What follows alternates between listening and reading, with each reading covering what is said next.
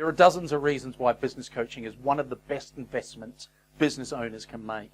As someone who has coached business leaders for many years, I've had a front row seat to witnessing the benefits that come to those who take full advantage of the opportunity.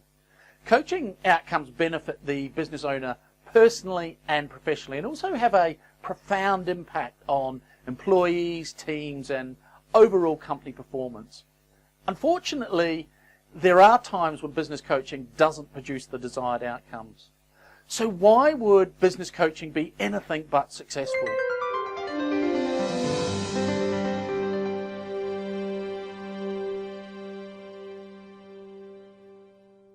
What are the reasons that could prevent a successful outcome from working with a business coach?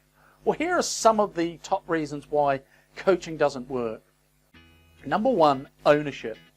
This is when there is a thought or comment like, I wasn't sure that this coaching idea would work in the first place. I tried it out, it didn't do that much good, as I guess this was kind of a waste of time. Look, the more that a business owner commits to coaching and behavior change because they believe in the process, the more the process is likely to work. The more they feel that the process is being imposed upon them, or that they are just casually trying it out, the less likely the coaching process is to work. Number two, time. A thought or comment like, I had no idea that this process would take so long. I'm not sure that it is worth it. You see, we all have a natural tendency to underestimate the time needed to reach targets. Everything seems to take longer than we think that it should. When the time taken in working toward our goals starts exceeding our expectations, we are tempted to just give up on the goal. Busy, impatient business owners can be even more time sensitive than the general population. Number three, difficulty. A thought or comment like, this is a lot harder than I thought it would be. It sounded so simple when we were starting out. You know, not only does everything usually take longer than we think it will, it requires more hard work. Leaders often confuse two terms that appear to be the same, but are actually quite different: simple and easy. We want to believe that once we understand a simple concept, it will be easy to execute a plan and achieve results. If this were true, everyone who understood that they should eat a healthy diet, exercise regularly, would be in shape. Our challenge for getting in shape, as well as for changing leadership behaviour, is not understanding, it is doing. Number four, distractions. Thought or comment like, I would really like to work toward my goal, but my business is facing a unique challenge right now. It might be better if I just stopped and did it at a time when things weren't so crazy. When setting business goals, owners have a tendency to underestimate the distractions and competing priorities that will invariably appear throughout the year. One thing I often say to a business owner is, I'm not sure what crisis will appear, but I'm almost positive that some crisis will appear. In some cases, the distraction or crisis may result from a problem. In other cases, it may result from an opportunity. Number five, rewards. A thought or comment like, why am I working so hard at becoming a more effective owner? After all my effort, we still didn't make a whole lot more money this year.